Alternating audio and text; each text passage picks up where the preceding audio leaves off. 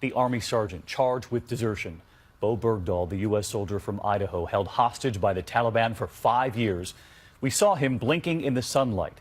Set free in a dramatic exchange, the U.S. handing over 5 Taliban prisoners to gain his freedom. After the handoff, patted down by a member of U.S. Special Operations Forces before boarding that chopper and flying to freedom.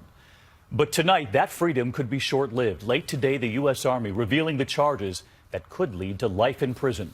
ABC's chief global affairs correspondent, Martha Raddatz, leading us off. The possibility of a life sentence shows just how serious the charges are.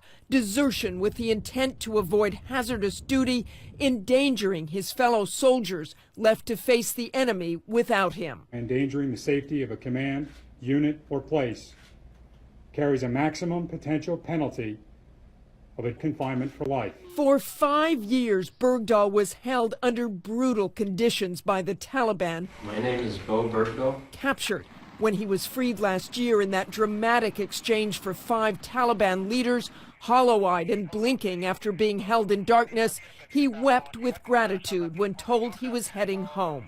And back in the U.S., Bergdahl's parents invited to the White House. He wasn't forgotten by his community in Idaho or the military, which rallied to support the Bergdahls through thick and thin. But the celebrating was short-lived. Bergdahl did not want to see his parents, and his fellow soldiers began to go public with their disgust.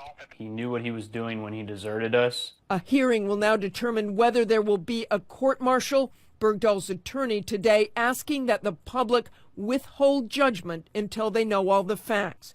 He included a statement from Bergdahl with horrifying detail about his captivity. He was spread-eagled and chained to a bed, chained to a cage, beaten with the butt of a rifle, and threatened with execution.